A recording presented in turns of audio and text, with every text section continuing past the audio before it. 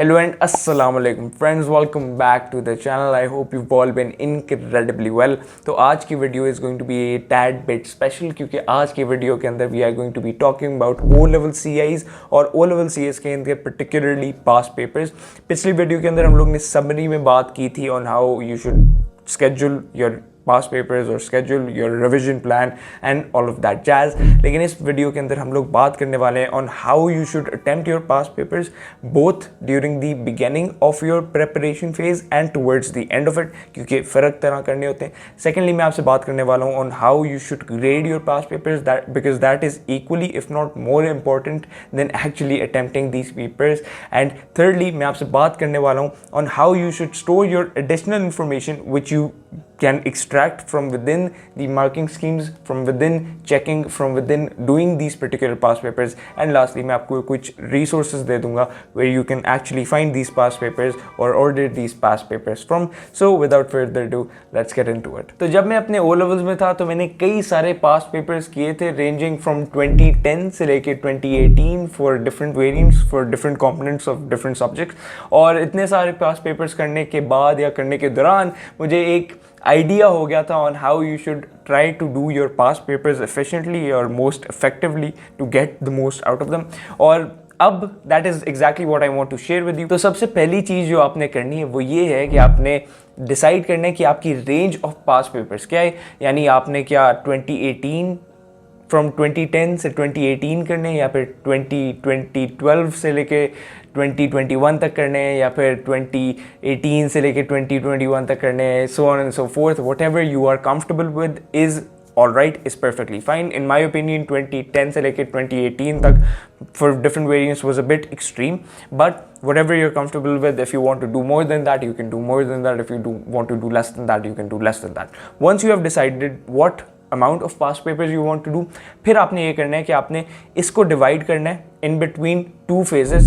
तो ये दो phases इस तरह काम करेंगे जो आपके 3/4 of initial टोटल टाइम जो आपके पास होगा. फॉर एग्जाम्पल आपके पास टोटल 60 डेज है तो उनमें से आपने 3/4 ऑफ डेज डिवाइड करके फर्स्ट हाफ रखना है और फिर 1/4 of the rest of the days is going to be the last half. Halves वाला पार्ट छोड़ दें, क्वार्टर्स रख लें. तो what we are going to try and do is 45 days के लिए आपने इस तरह से करना है कि आपने हर एक पेपर को, फॉर एग्जाम्पल जैसे मैं केमिस्ट्री P1 करता था उस दौरान, तो I use to time it exactly as it were timed in the CIE. तो फॉर एग्जाम्पल CIEs के अंदर chemistry P1 is I believe 1 hour. तो मैं एक टाइमर लगा के अपने लैपटॉप पे रख लेता था अपने सामने और उसके ऊपर घंटा लगा देता था and after the exact hour it use to ring. अभी इससे होता ये था कि मुझे एग्जैक्टली अंदाज़ा हो जाता था कि अगर टाइम मैनेजमेंट में किसी भी पेपर में मसला है तो I knew of it before the actual CIE and I did not have to struggle with time management issues during the Cambridge examination, which is not something that you want to do. दूसरी चीज़ मैं ये करता था कि मैं हर एक जो भी मैं पास पेपर कर रहा होता था उसकी मार्किंग स्कीम पे नज़र भी नहीं मारता था as I was doing the paper. तो कुछ बच्चे, कुछ दोस्त ही मेरे थे, कुछ जानने वाले भी मेरे थे कि जब वो पास पेपर कर रहे होते तो पीछे पीक कर लेते थे and I use to do it to very far back. लेकिन during the CIE prep I avoided this at all cost because इससे दो चीज़ें होती हैं. इससे एक ये होता है कि आपके जो पास पेपर के अंदर लिखा होता है it is all done from active recall which solidifies all the concepts that you have written within the past paper correctly very very strongly. और दूसरा ये हमारी ग्रेडिंग या हमारी चेकिंग में बहुत सारी मदद करता है and that is exactly what we're going to be talking about a bit later on. But for now, let me take you through how we want to be doing past papers towards the last 1/4 of time we have. जैसे for example हमने hypothetically 60 days लिए थे from today to the start of your first CIE. तो अगर हम लोग इसी example को आगे लेके चलें तो उसमें से आपको 15 दिन, आखिरी 15 दिन इस तरह से पढ़ना होगा. तो अब आपने करना ही है कि इस टाइम के दौरान आपने इंटेंस रिविजन बिल्कुल नहीं करनी या फिर बिल्कुल नहीं से शायद कम करनी है, आपने ज़्यादा नहीं करनी. तो मैंने इस तरह से किया था क्योंकि प्राइमरीली 3/4 ऑफ इनिशियल टाइम हमारा इंटेंस रिविजन में गुजरा है, हमारी पास पेपर्स करने में गुजरा है, सारे पास पेपर्स करने में गुजरा है. तो अब का time revision of the actual grading schemes, the actual corrections और the actual questions that we missed, वो चीज़ें करनी है। वहाँ पर हमने जाके उन पार्ट्स को सोलिडिफाई करना है। तो इस दौरान आपने करना ये है कि आपने अपने पास पेपर्स खोलने, आपने अपने वो नोटबुक्स खोलनी है and you go through where you went wrong. For example, एक सवाल के अंदर आपको नजर आया कि you lost marks here, why did you lose marks there, reattempt that question and see if you were able to do it this time. And if you were, well, congratulations, you've made it. But if you weren't, then you need to go through the marking scheme again and see just exactly where you made an error. तो अब हमने अपना पास paper attempt कर लिया, अपने timing check कर ली कि क्या हमारी मैनेजमेंट हो रही है नहीं हो रही। अब टाइम आ गया एक्चुअल चेकिंग का, देखने के लिए कि क्या हमने सही किया है, क्या गलत किया है, and so on and so fourth. तो ये आपके सामने एक मार्किंग स्कीम रख के चेक करना शुरू करनी है, और ये आपके सामने एक मार्किंग स्कीम भी है विच इज़ फॉर केमिस्ट्री। अब एक इंपॉर्टेंट चीज़ जो आपने याद रखनी है वो ये है कि ज़रूरी नहीं है कि जो आंसर मार्किंग स्कीम के अंदर लिस्टेड हो वहाँ तक ही लिमिटेड हो करेक्ट आंसर, क्योंकि अक्सर औकात स्पेशली ये जो आपके ATP पेपर्स होते हैं इनके अंदर कई सवालों के जवाब जो लिखे होते हैं उनसे काफ़ी सारे और रेंजेस ऑफ सवालात के जवाब होते हैं which are not listed there. So if you see something जो कि आपने करेक्टली आंसर किया है और आपने ये कहीं बुक में पढ़ा था या किसी नोट्स में पढ़ा था, तो it's possibly correct and it's possible कि जो आपका मार्किंग स्कीम के अंदर जवाब लिखा हुआ है it's presenting a very limited scenario, and it's possible कि your answer, very possible कि your answer will be marked correctly अगर वो एक एग्जामिनर के सामने आए, क्योंकि एग्जामिनर्स जो होते हैं they are also very learned people, they check a variety of components for the same subject for a variety of students, तो वो जाने हुए लोग होते हैं।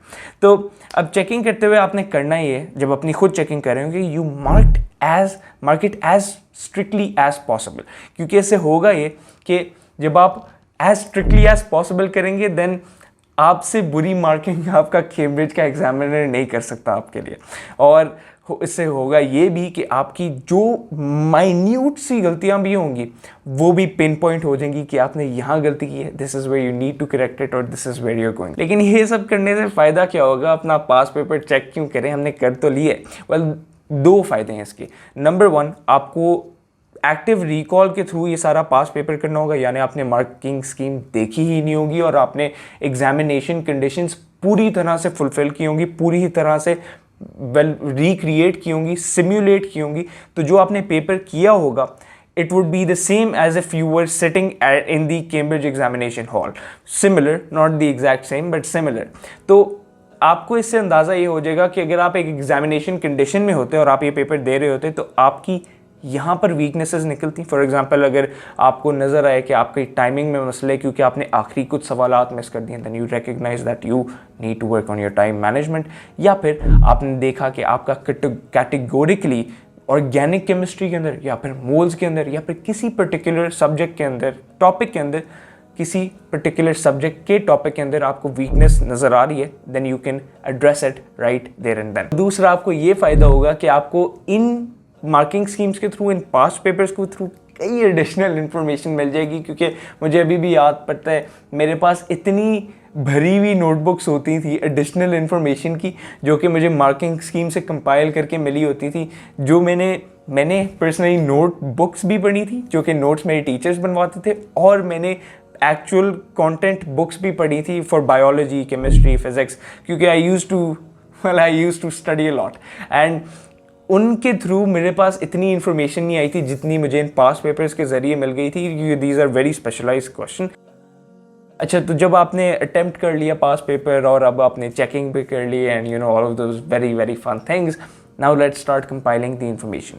तो आपने कोशिश ये करनी है कि you attempt at least 3 to 4 past papers before you compile the information, यानी the additional information or the marking scheme information from within them। 3 से 4 पहले करें और फिर बल्क में उनके अंदर से इन्फॉर्मेशन निकाल लें। तो जैसे आपने करना ये है कि इधर आपने गलतियां देखी और उनके साथ करेक्शंस डाली, जैसे मैंने आपको पहले बताया था। तो हम लोग इस इन्फॉर्मेशन को स्टोर इस तरह से करेंगे। सबसे पहले हम लोग ने एक नोटबुक ले ली, it could be any notebook you have lying around. अब उस नोटबुक के अंदर हम लोग ने एक सब्जेक्ट डिक्लेयर कर लिया। इस केस के अंदर it's going to be chemistry, but it could also be math for that matter or physics for that matter. It really depends upon what subject you're doing at that point. अब उसके बाद हम लोग ने एक topic of error declare कर दिया and in this case it's going to be moles. फिर जब हमने ये चीज़ें डिक्लेयर कर ली, now we are going to come to the specifics. और स्पेसिफिक्स ये होंगी कि हम लोग सबसे पहले उन्हें बताएंगे कि हमारा सब्जेक्ट कोड क्या था, क्योंकि इस केस में it's going to be 50 something something, because I believe that was the subject code for chemistry. फिर हम उन्हें बताएंगे क्वेश्चन नंबर क्या था जहाँ पर हमारी गलती हुई थी।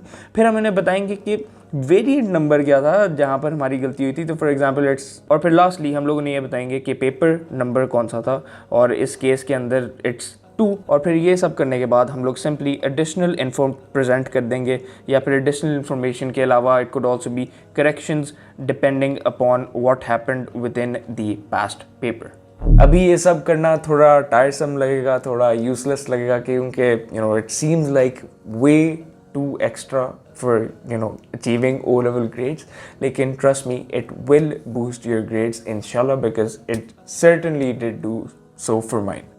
ये चीज़ रह गई है which is the resources that I used for the past papers, and the resources that I used personally were 2 websites which were Extreme Papers and Papa Cambridge, and yeah, those were the resources where I got my free past papers from। लेकिन एक resource थी जहाँ से मैंने कुछ मंगवाए भी थे physically, and I'll share those in the description if I find them, लेकिन I'm unfortunately unable to find them currently। But with that, this video comes to an end, and until next time, take care, stay fit, Allah Hafiz।